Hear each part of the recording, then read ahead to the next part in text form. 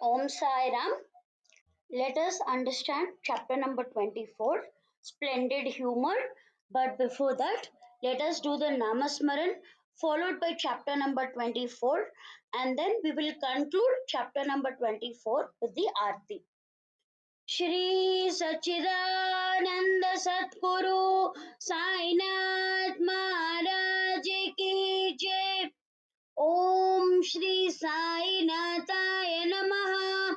ओम श्री साई नाथाय नमः। ओम श्री साई नाथाय नमः। ओम श्री साई नाथाय नमः। ओम श्री साई नाथाय नमः। ओम श्री साई नाथाय नमः। ओम श्री साई नाथाय नमः। ओम श्री साई नाथाय नमः। ओम श्री साई नाथाय नमः। Let us understand chapter number 24, Splendid Humor. I bow down to Shri Ganesh. I bow down to Shri Saraswati. I bow down to the Guru. I bow down to the family deity. I bow down to Shri Sita Ramachandra. I bow down to Shri Sadguru Sai Nath. In the last chapter, I promised that I shall narrate how Sri Sainath, the cloud of mercy, taught people in a jocular way. The words I shall narrate denote egoism.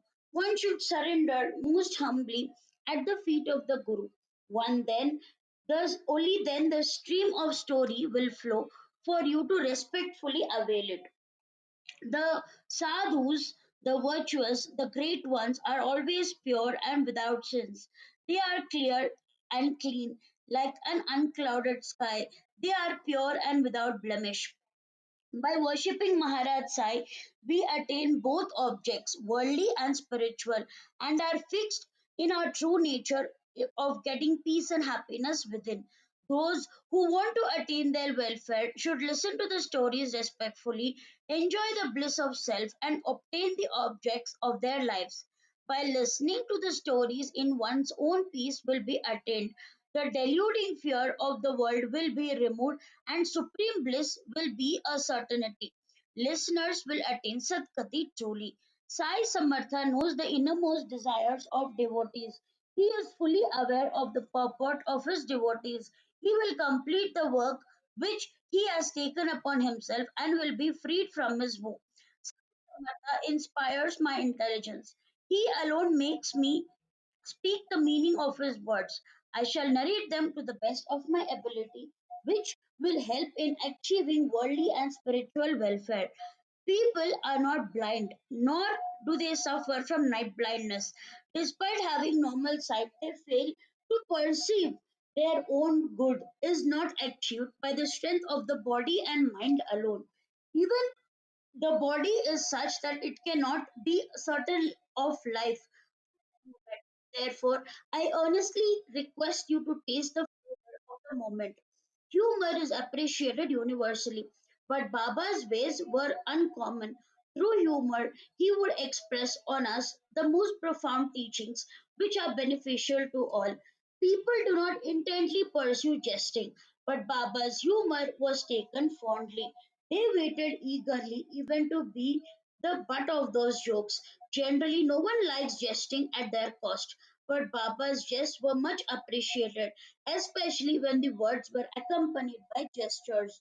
They easily achieved the desired purpose. Acting effortlessly and with ease, with a smiling face and with playful eyes, these added to the entertainment of these jests. Their sweetness was indescribable. Now I shall narrate an experience. The story is a novel and has a moral and shows how spiritual teaching arose from the jest. Listen to those words with respect. Every week on Sunday, a big bazaar was held in Shirdi. Tent-like shelters are pitched in the open and a lot of trade is carried on. There on the roadside, heaps of vegetables were piled. Groups of grocers and betel nut leaf sellers also sat in the open. On one such Sunday afternoon, while I was pressing Baba's feet, something marvelous happened. That afternoon, Darbar was usually very crowded.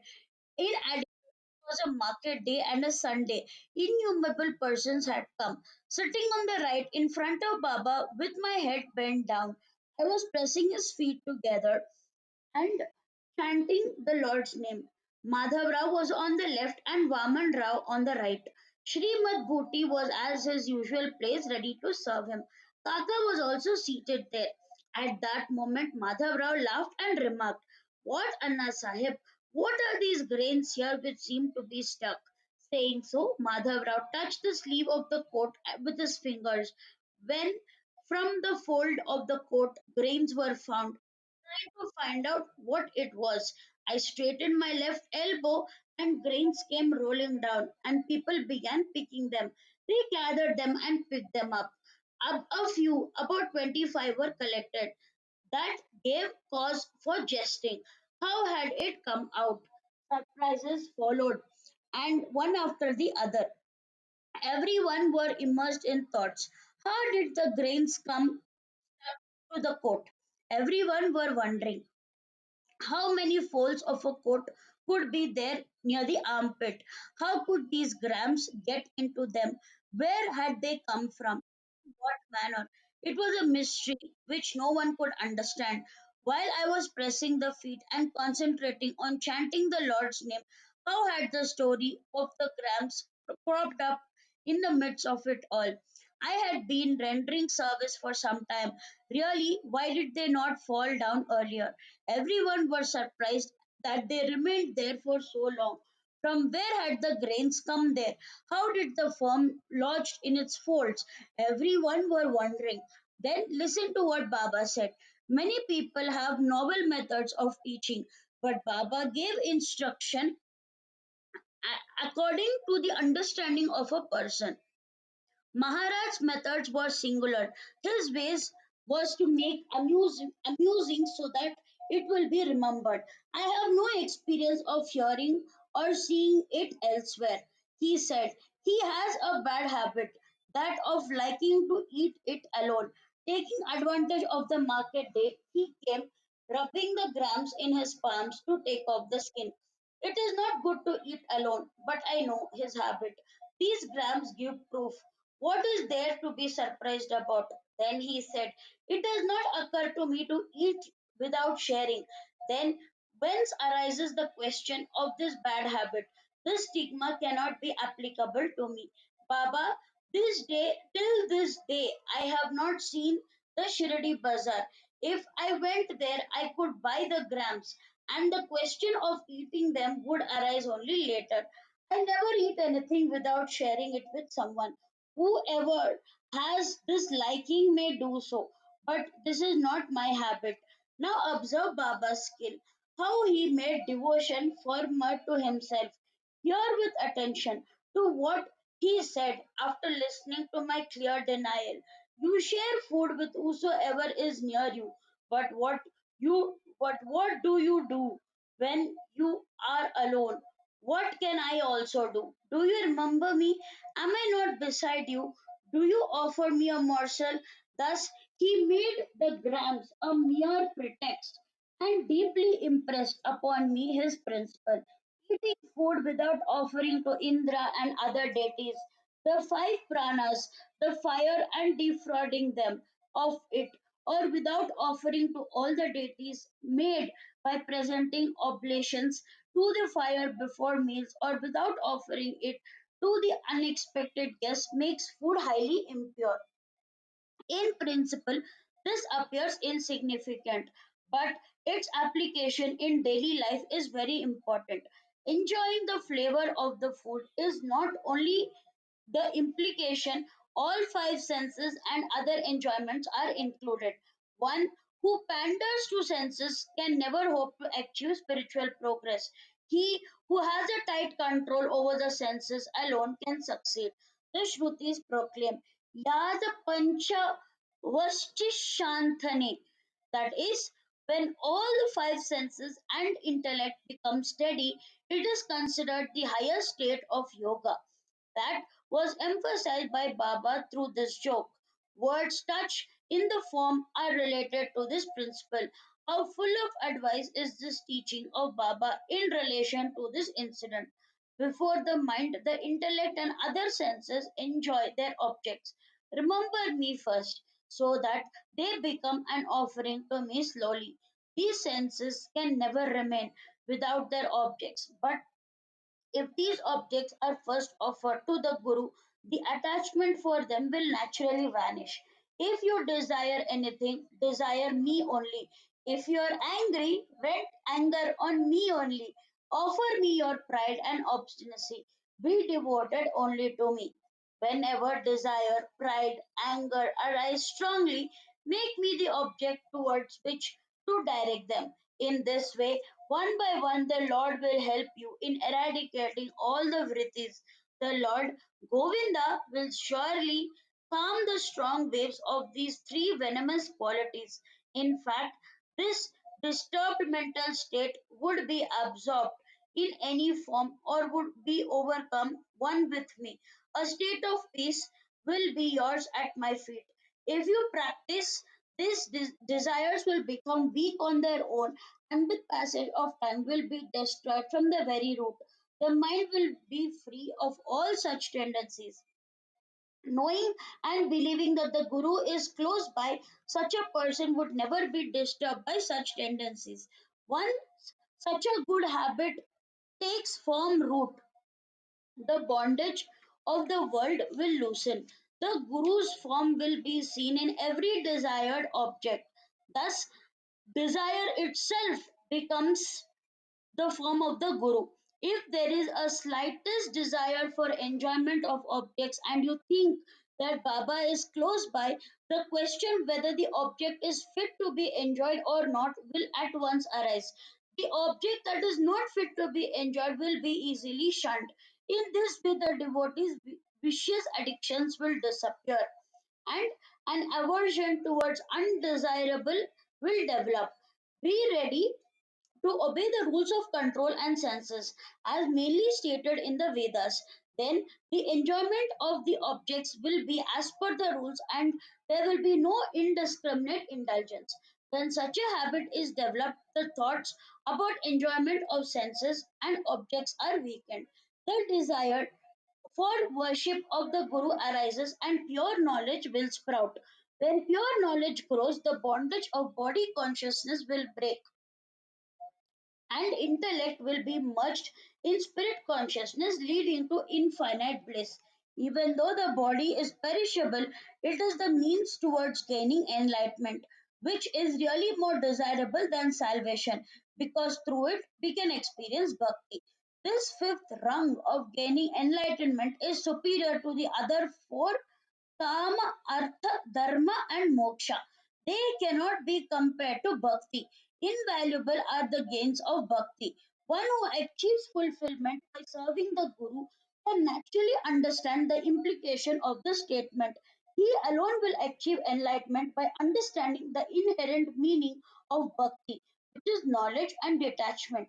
One who thinks of the Guru as different from God is like a man reading the whole Bhagavad without realizing who God is. Though one has read the Ramayana completely, he has not been able to understand who was Sita to Rama. Leaving off seeing the duality, knows firmly the Guru and God are one. Desire for object of senses will be destroyed from the root. When you serve the Guru with a pure heart, the mind will become pure and sinless, and yourself will manifest with effulgence. So be it.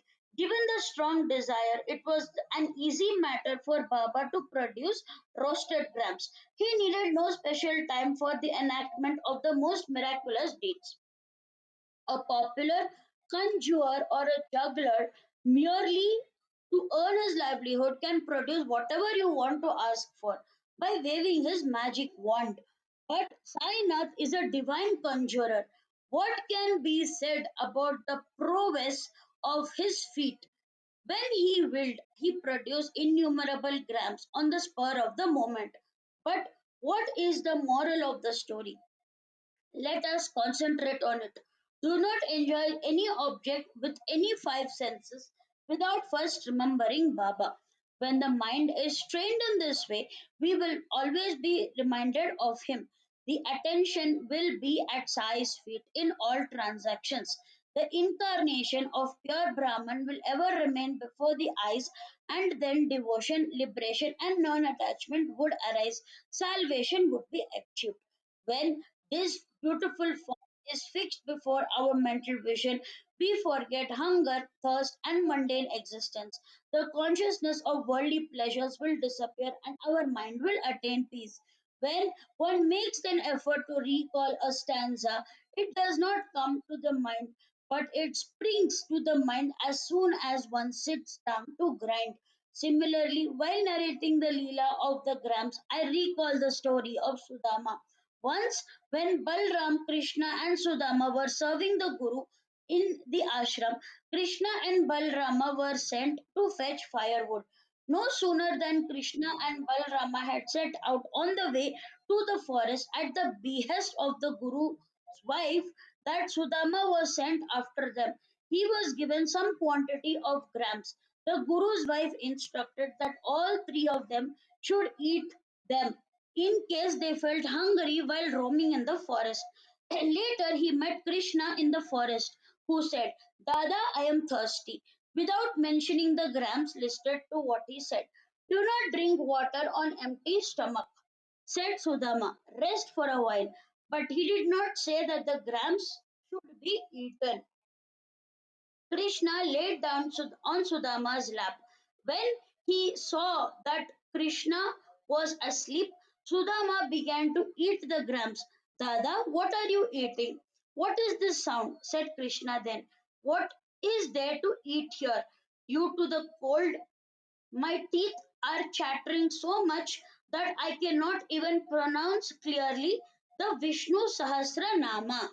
Hearing this reply from Sudama, the omniscient and divine Krishna said, I also had a similar dream. Truly, someone was eating another person's share of food.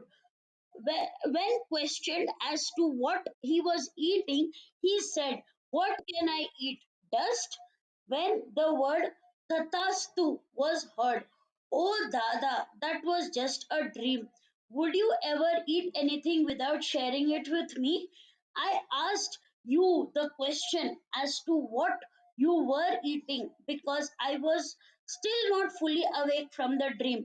If Sudama ji had known the Leelas of Krishna of his earlier years, then he would not have made this mistake and would not have suffered the consequences.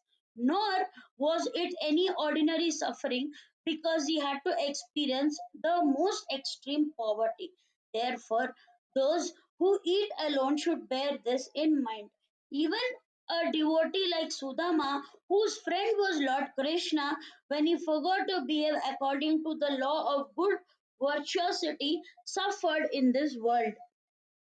Later on, when he offered a handful of parched rice earned by his wife with his own labor, Krishna was pleased and granted him with all prosperity. So be it. Let me tell you another story which is instructive.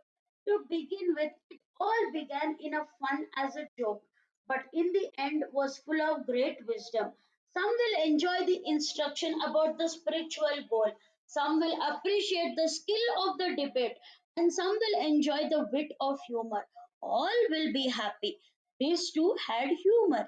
A gentleman and a lady got into a fit of obstinacy and started a quarrel in Sai's darbar, which was resolved without anyone being insulted. This also is a very interesting story. The listeners will enjoy it a lot. When devotees quarrel amongst themselves, laughter will arise. A devotee called Damodar Ganesham, whose surname was Babre and was nicknamed as Anna Chinchinikar, had great love for Baba. By nature, he was outspoken and never cared for anyone. He was blunt in saying whether it is right or wrong and never bothered about the consequences. He was pious and God fearing, as He was hard and brittle. His head seemed to have been filled with gunpowder, for the slightest spark could ignite it. All his actions were brisk and fearless. His transactions were in hard cash. He deferred to none. His dealings were straightforward. It is possible to hold a burning coal in the palm, but Anna's fury was worse than that. But he was without any malice by nature, which was loved, and Baba loved him. Thus, one afternoon in the masjid, when the darbar was full of people, Baba was seated with his left arm on the railing. Baba appeared neutral and uninvolved, but unknown to us, it was he who caused the quarrels amongst his devotees when they were angry or offended, ultimately reconciling both the parties.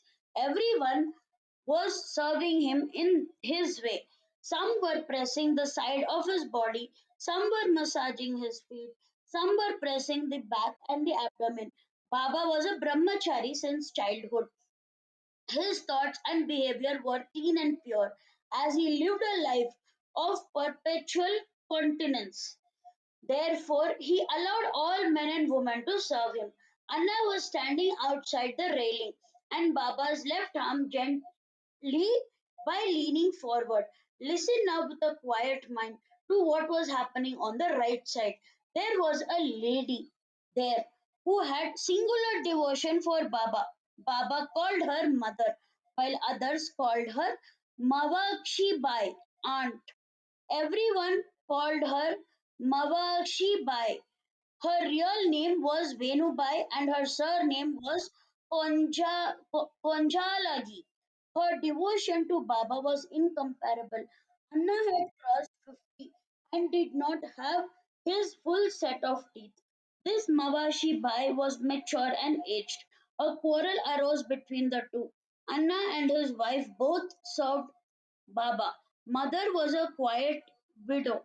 While she was massaging Baba's stomach and sides, she was breathless. Mavashi Bai was pure hearted and vigorous.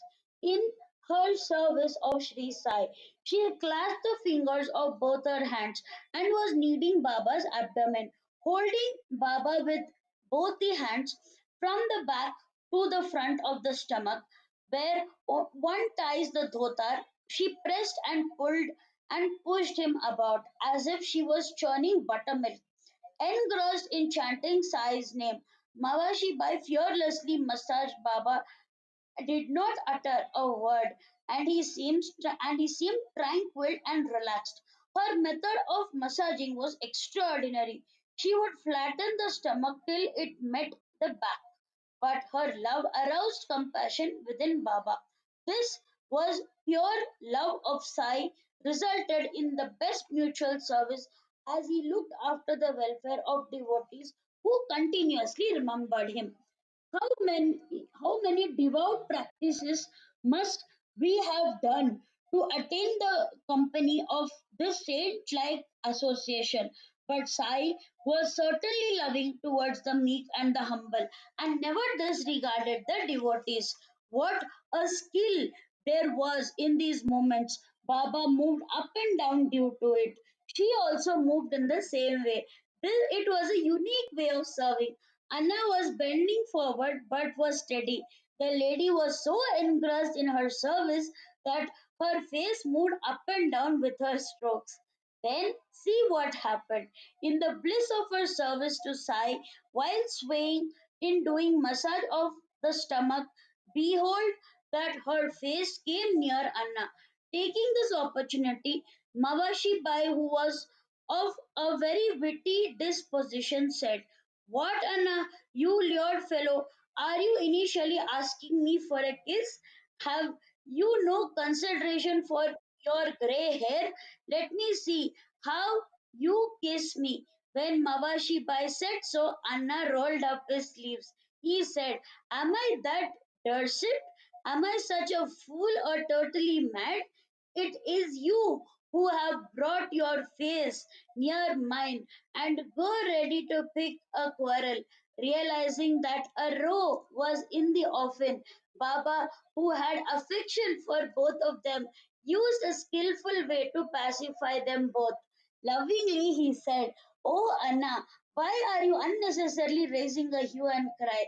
I do not understand what inappropriate is there when a mother is kissed." Listening to this, both felt abashed. The jocular words were subdued at that juncture. Loving laughter sprang everywhere. Everyone liked the humor of Baba.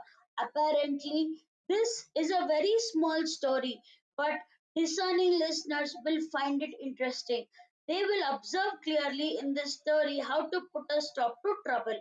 Just as there is love between a mother and a son, if that same loving feeling had existed between both of them, then the situation would not have arisen and there would be no question of an angry feeling.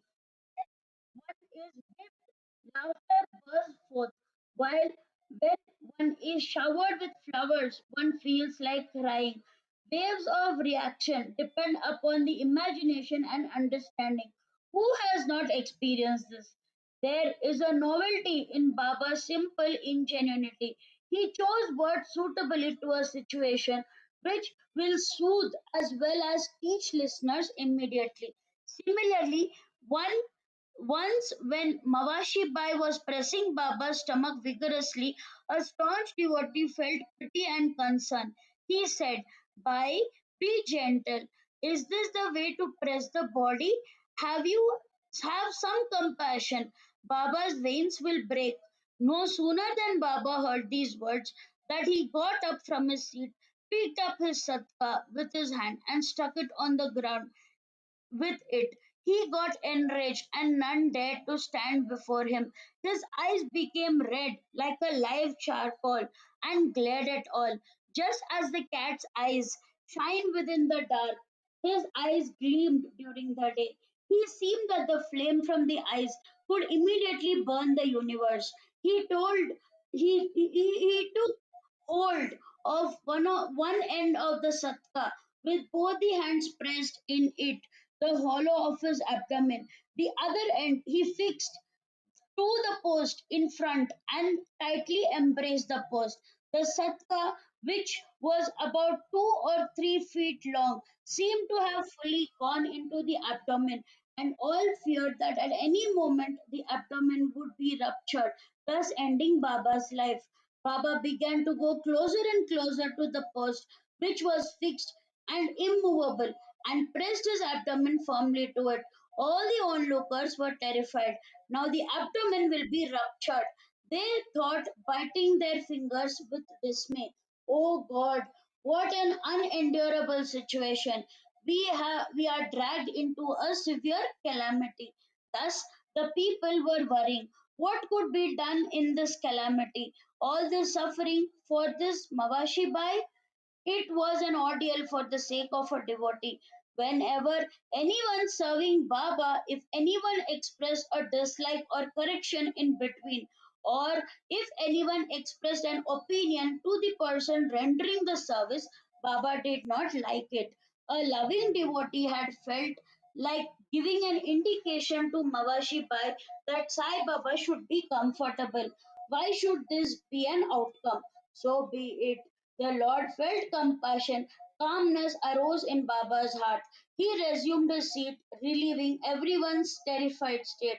Although the loving devotee had been fearless, seeing Baba's strict nature, swore never to commit this mistake in future.